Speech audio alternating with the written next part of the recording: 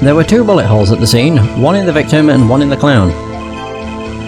You're saying the one who shot the clown was you? No doubt my partner Zach has said much the same thing. Yeah, because whoever didn't shoot the clown committed murder. I better dig around here a bit more and see what I turn up. Mr. Valent, let me ask you about something else concerning the crime scene. Namely...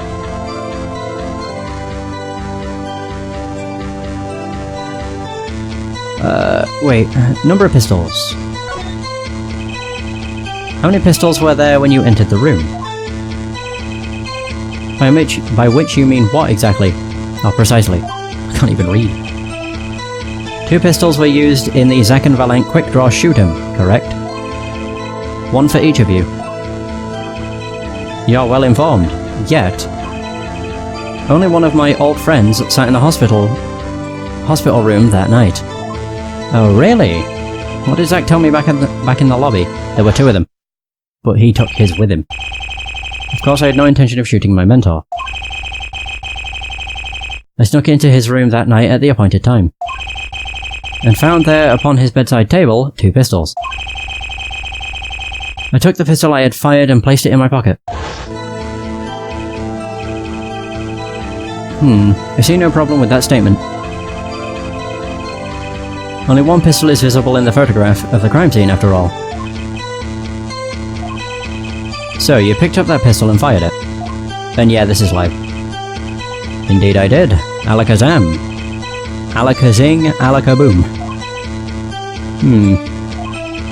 Is the number of pistols really so important? Oh, it's quite important. The number of pistols is quite important, Your Honour. Yeah, 'cause he lied.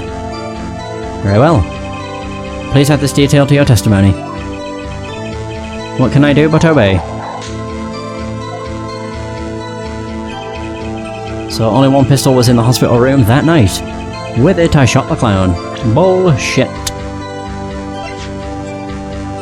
Actually no, it's not that one. Crap.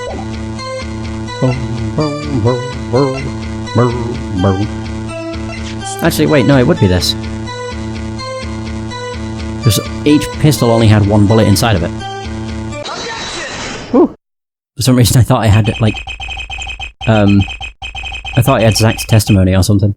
According to the defendant, Zach Grameri, when he entered the room, there were 2 pistols on that table. 2? One of those pistols he used to shoot the clown in the forehead. Then he left with it in his pocket. Of course, this is what he would say.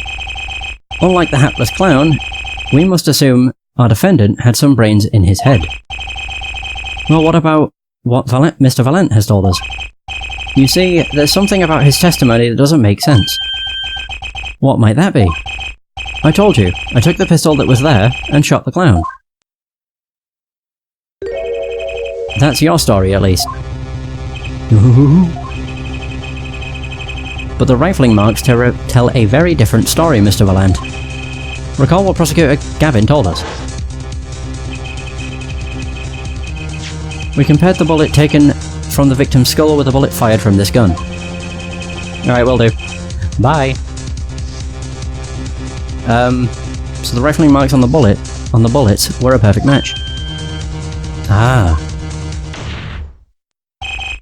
Mr. Valent, if you fired this pistol, then you shot the victim in the forehead. Things are heating up. Well, this is all rather sudden. Bloody hell. What have I done? Prosecutor Gavin? I owe the court an apology. Sorry. Sorry for what? You see, I was unaware that 2 of these unique pistols were crafted. The analysis of the rifling marks only proved the type of gun that fired them. But that's not what you told us before.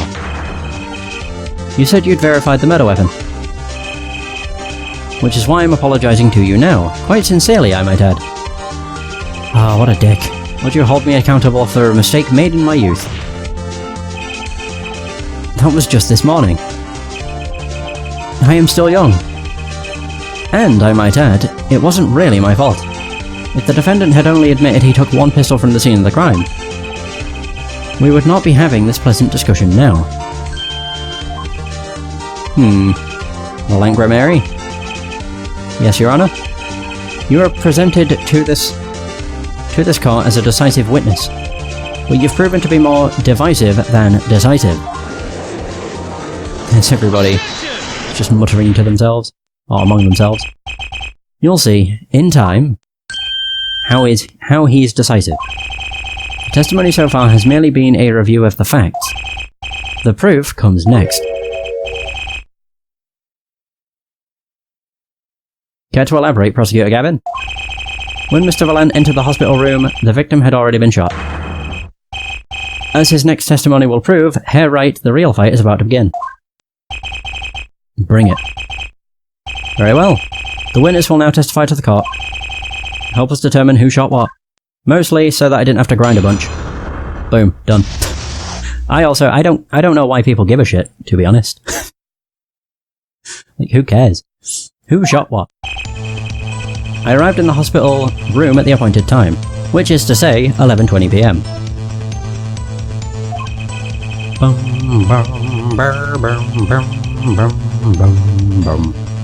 After discovering the body, I fulfilled my obligation, then called in the doctor. The doctor examined the body before the police arrived. He was quite clear about the time of death. 11:10 p.m. Not possible. And the one in the room at that time was my partner, not me.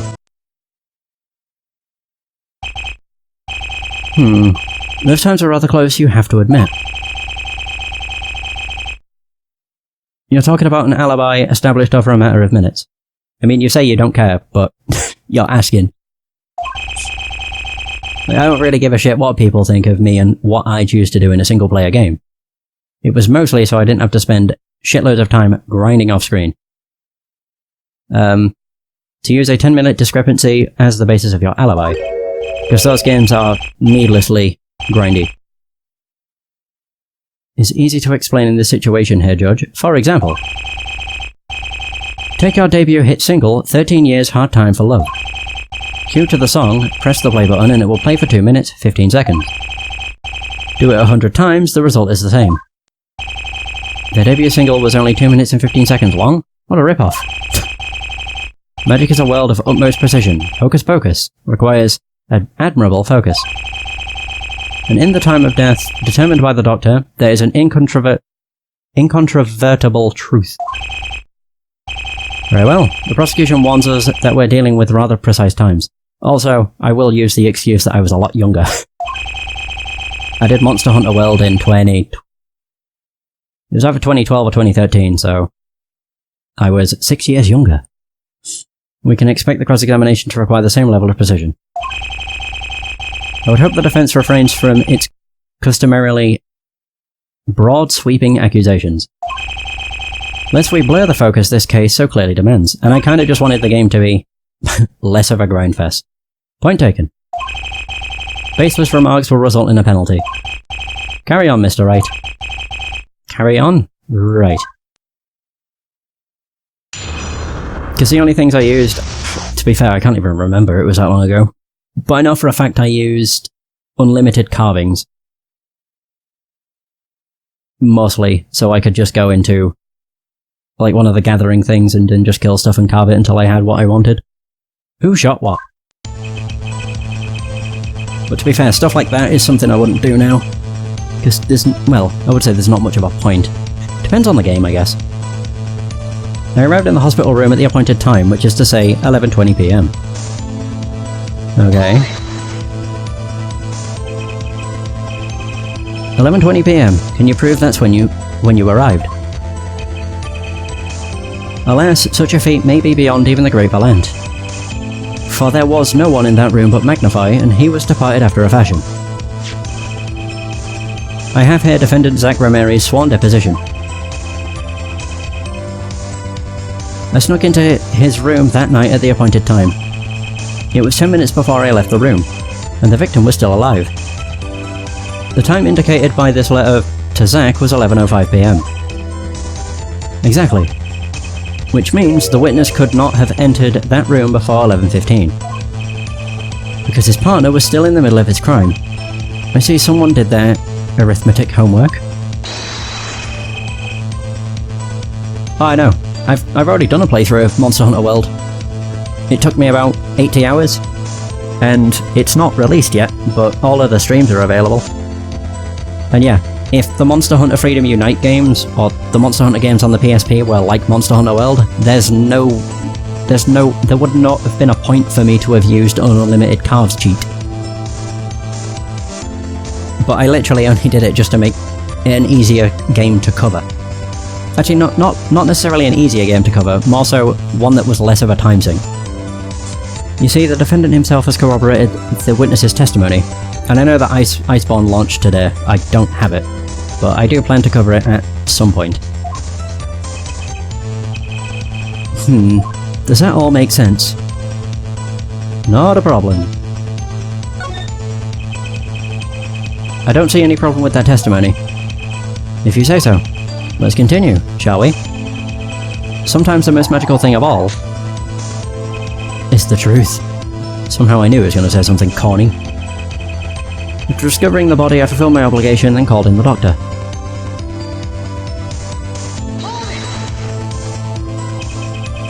You walk in on a murder, and the first thing you do is shoot the clown. Well, as I say, all the streams are available now if you want to watch it and not have to wait, because it's going to be a while. So you walk in on a murder and the first thing you do is shoot the clown. The disciple does what the disciple must. My mentor's request, without reason, had cause for me a I have no idea what that word is, of sorrow. For what would I have learned be now without him? May the soul of Magnify the Great find greater peace above. This I muttered to myself as I pulled that lonely trigger. In any case, I believe this is nothing more than what we have already learned. I'm still waiting for one of those right moments. Herr Attorney, may I remind you that baseless remarks will earn penalties. Proceed with that in mind. Yes, Your Honor. What a pain this is turning out to be. I guess I shouldn't press any more then? Sheesh. So the doctor examined the body before the police arrived. He was quite clear about the time of death, 11:10 PM. Okay. Try that one. I don't think I'm stepping out on a limb to say I have some doubts about this. How could the doctor be so precise with the time? We do usually get an estimated time of death, true. I'm not sure I've heard of a verified time of death. Magic revels in making the complex appear simple, but reality is the opposite. What appears complex, in this case, is a simple matter of subtraction. I see another person has done their arithmetic homework.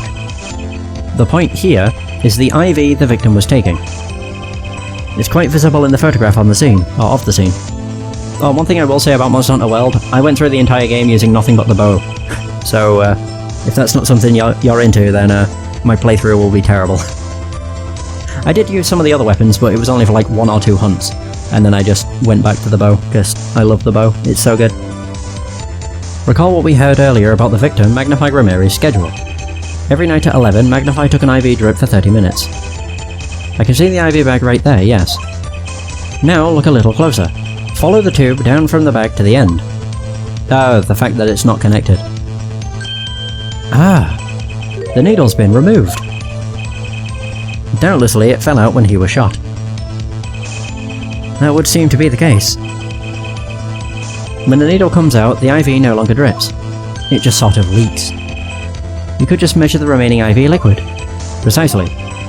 The IV liquid functions, for our purposes, as an hourglass of sorts. This is how the doctor determined the time of death. From the amount running in the bag, it was determined that the IV had stopped 10 minutes after administration began. No, I don't do this as a career. I just do this for fun. It stops me from getting super depressed. And I get to play through some fucking awesome games. This is purely and only will be a... what is it? A hobby. Don't know why I couldn't think of that word. So we got the IV report.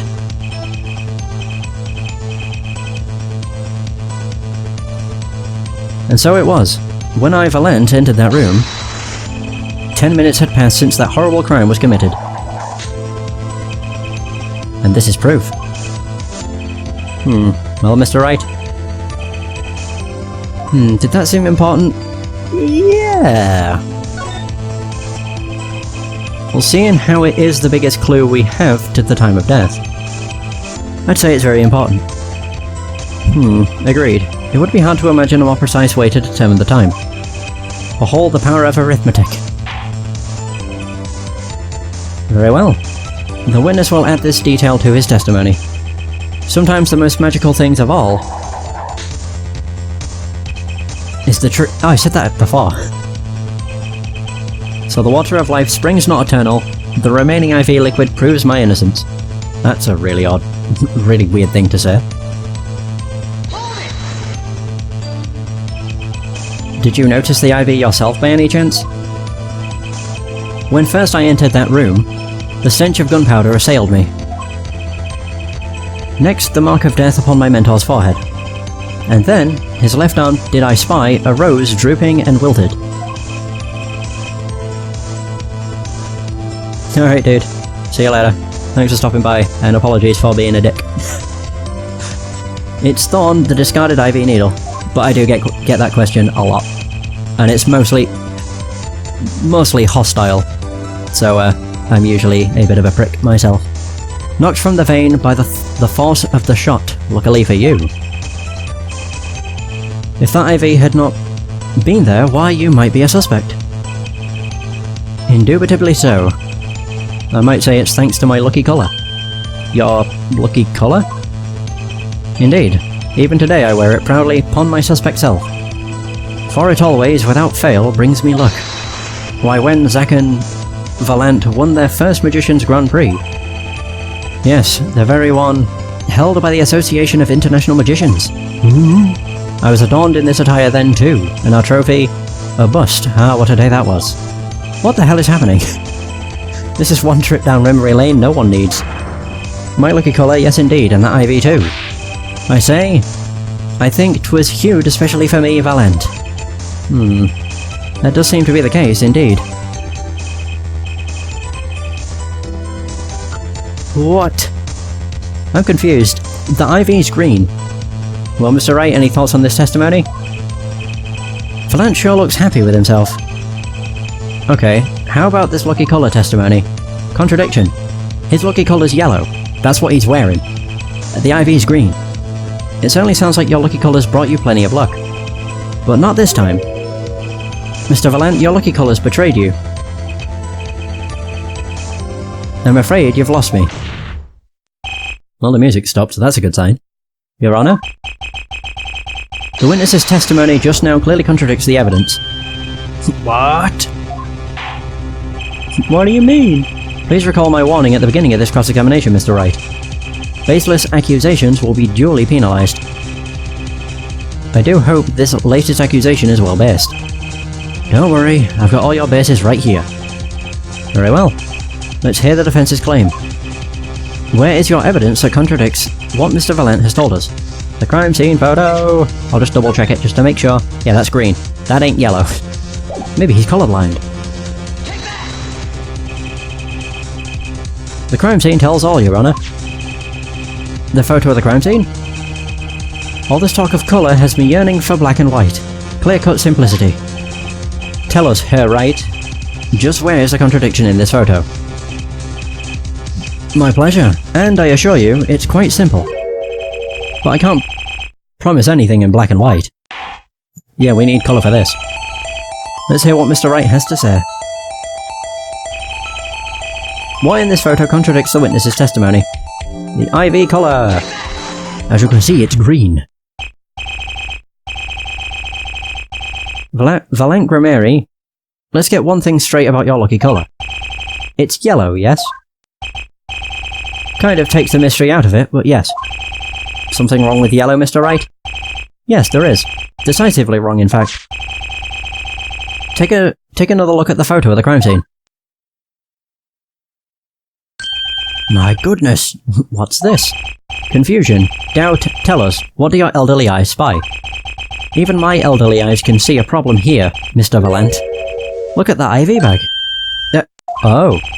What is this? What foul magic! Did he not realise? It would be hard to call the IV liquid yellow. And I'm afraid no magic was involved in the taking of this photograph. Ah. Alakaz. Oh, Jesus. Alaka, no! Holy bloody hell. Bunnies and birds. They went everywhere.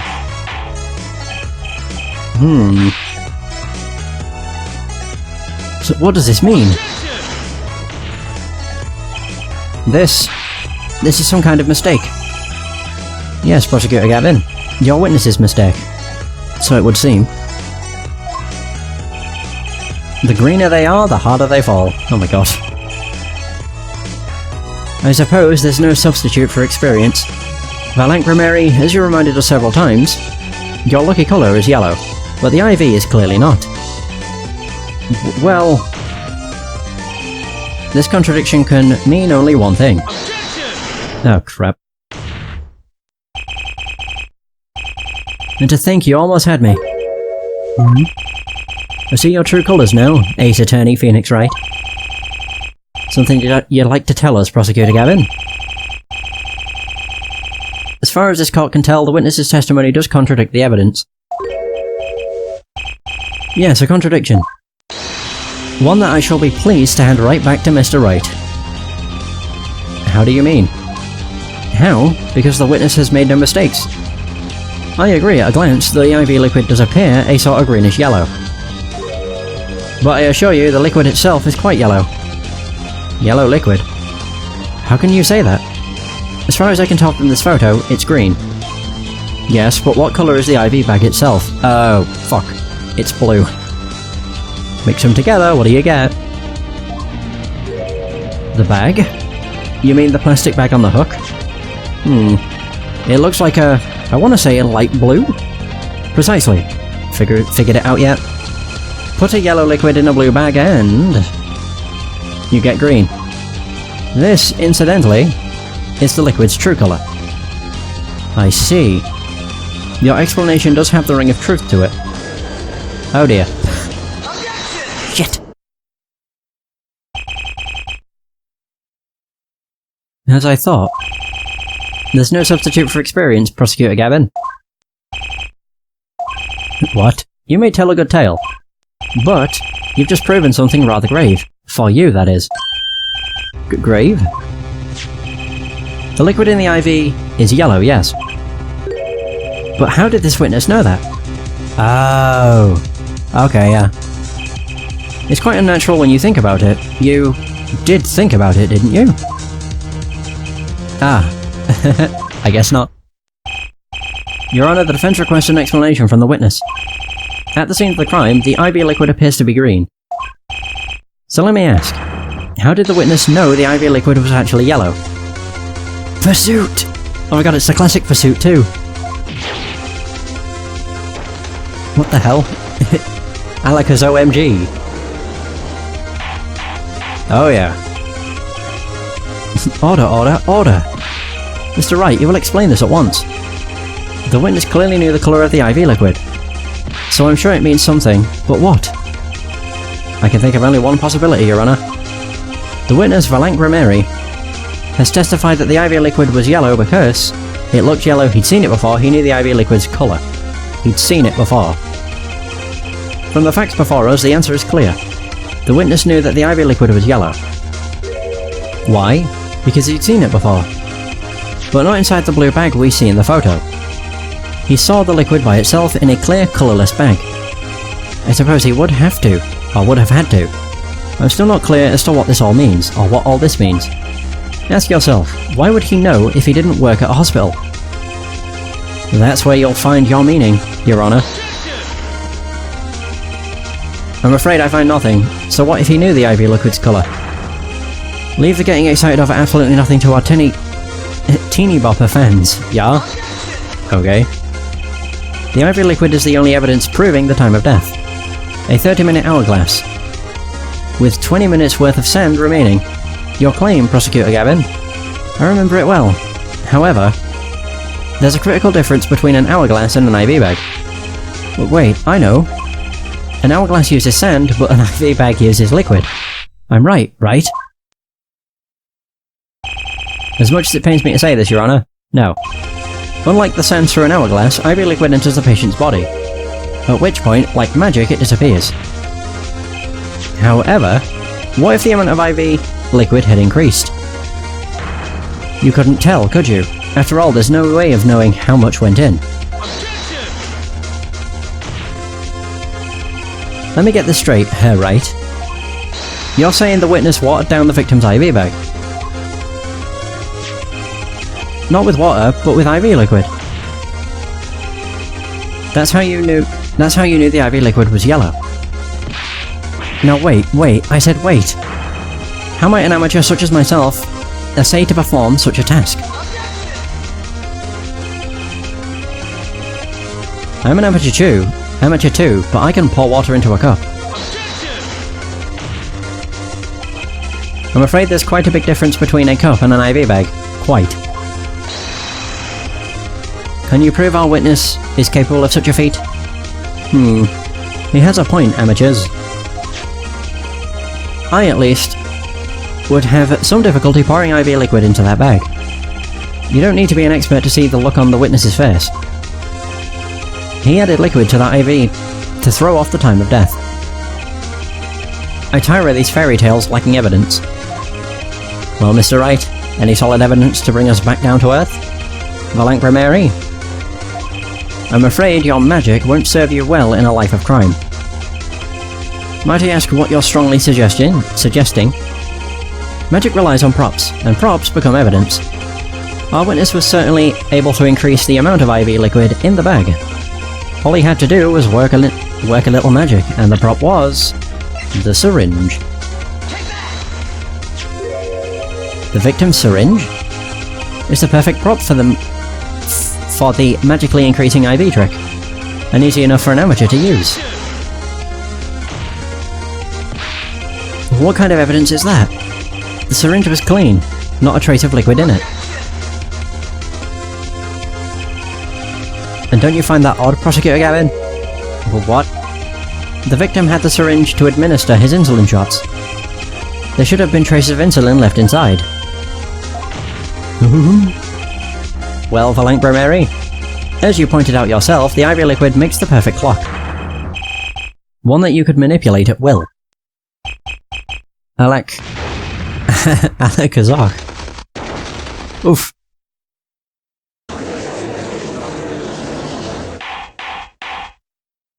Ouch. We got him.